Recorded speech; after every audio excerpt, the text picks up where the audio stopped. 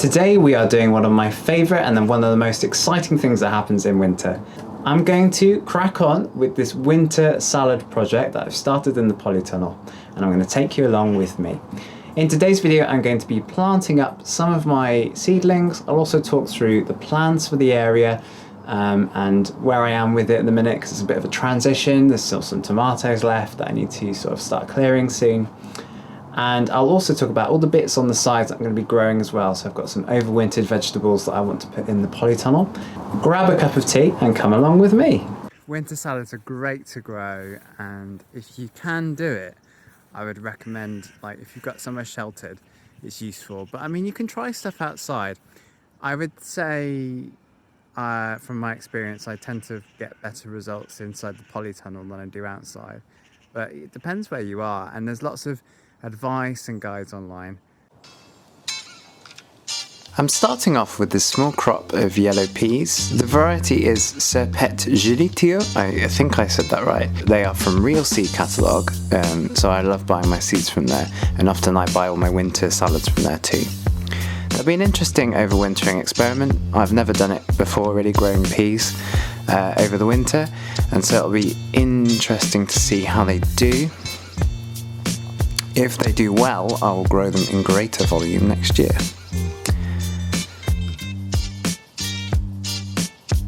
I've had to settle for Nanto carrots here. I wanted to grow Amsterdam forcing, and I did buy the seeds, but unfortunately I lost them.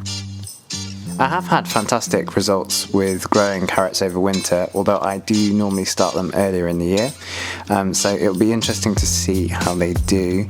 I'm hopeful, and we'll see. I'll keep you up to date with it on the channel. If you haven't done so already, then I'd love to have you as part of the community. You can hit the subscribe button down below, and I'd love to have you along for my gardening journey. The peas are in.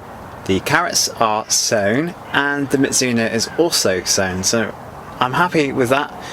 But we've got all of these salads that I started a few weeks back. This one here is an oriental green, and this one here is pak choy, I think, of some kind. I'll be able to see it a bit better when they're a bit bigger. But as I say, they're all brassicas of some kind or another. You can get a pencil or something similar and try and dib them out as well.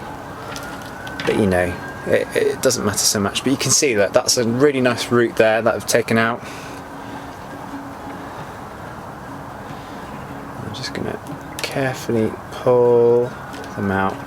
They've got really good roots, these guys, so that bodes well for the rest of the growing. When I'm pulling, I'm really trying to tease out. I'm not pulling too hard. And it does pay just to go like that and sort of loosen up the soil. If you can dunk it in as well, you can get rid of some of that soil on the roots. And it just helps to pull out. So you can see they're getting really small now, the clumps. And what I'll do is I'll do this until I have, 20 or 30 plants, and then I'll start potting them up. You will find some of these baby leaves. The reason why we're picking out the baby leaves is because we don't want to damage the stems.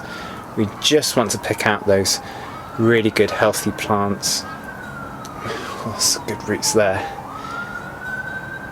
And there we go.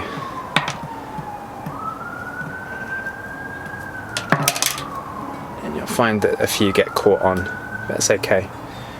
And the water really helps just to break up those roots. I'm digging a hole here so I don't damage the roots too much. The plan is to pop your seedling straight into it, and then you can kind of compress the soil around the base of the stem, being careful not to break the stem as well, of course, because it's all quite fragile. These are either my Japanese flowering shoot seedlings, or they might be my Wawa ga choi seedlings, which are also known as the thing. It's quite an interesting vegetable. It looks like, it kind of grows like Brussels sprouts, but it's very, very different. So it'll be cool to see how they do in the spring. Today's been really successful. I've managed to get all of my seedlings potted up and ready to go. There's a few bits on the side that I still haven't sorted out, which I'll sort out in my next few videos, and I'll keep you updated as well on the progress of the winter salad project. It'd be lovely to have some early crops, honestly, and if the experiment pulls off, well, there you go. Thank you for watching this video. I hope you enjoyed it, and I hope it was useful to you.